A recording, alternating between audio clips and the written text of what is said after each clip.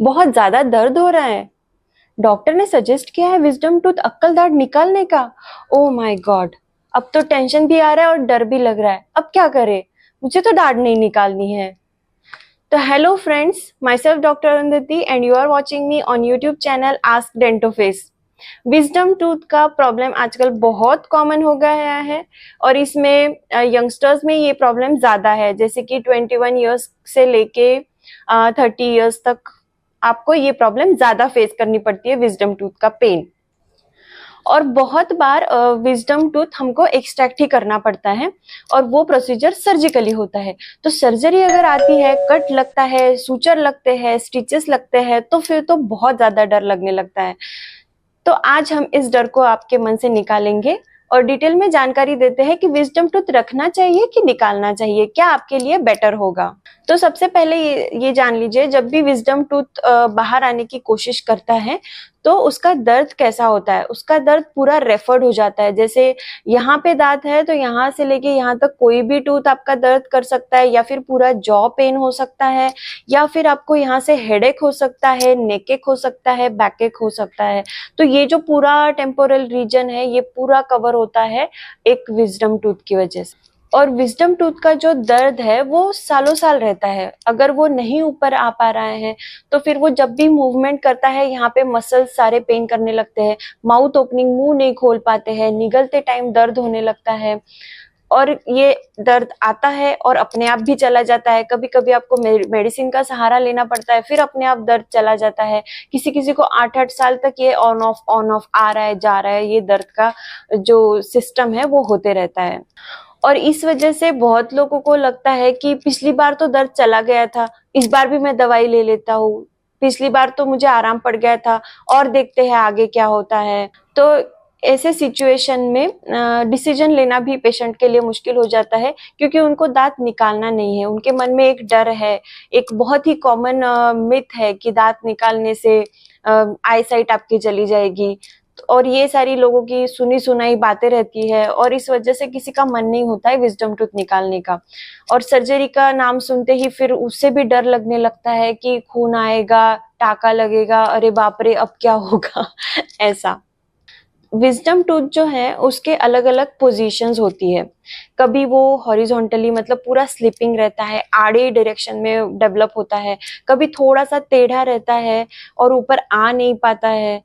कभी कभी सीधा रहता है लेकिन उसको अंदर स्पेस ही नहीं रहती है, जो अपना ये ऊपर का बोन है वहां पे वो अटक जाता है। तो वो जब भी मूवमेंट करता है आपको पूरा पेन होने लगता है ये रीजन।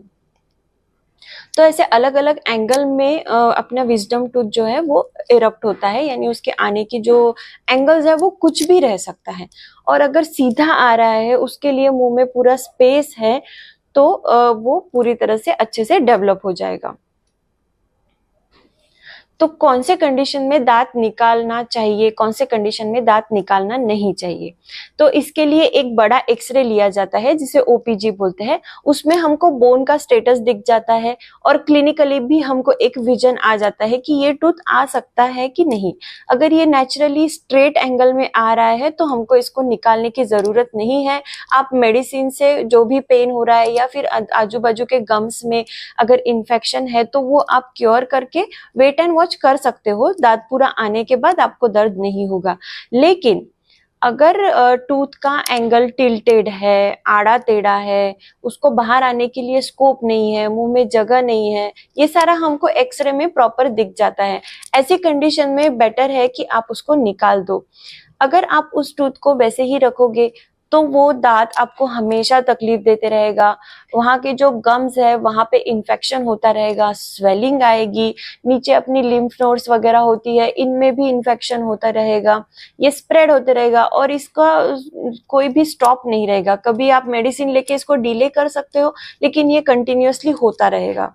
और दूसरा साइड इफेक्ट विजडम टूथ का ऐसा है कि ये अपना एक दांत है और ये विजडम टूथ है। अगर ये नीचे से ऐसे इसको पुश कर रहा है दांत को बाहर आने के लिए, और ये जो जॉइंट है बीच में, इस जॉइंट में यहाँ पे इन्फेक्शन हो जाता है अंदर से।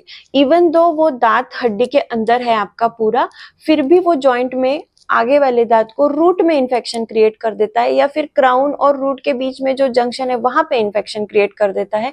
और विजडम टूथ की वजह से जो आगे वाला दांत है वो भी आपका फ्यूचर में रूट कनाल और कैपिंग के लिए जा सकता है। तो आप ये दांत बचाने के लिए और एक दांत को खराब कर रहे हो। और जो विजडम टूथ है वो तो एनीवेज नहीं बच सकता, वो आड़ा ही है, ना वो ऊपर आएगा, ना वो आपको खाने में हेल्प करेगा, और ना ही वो किसी चीज में यूज होगा।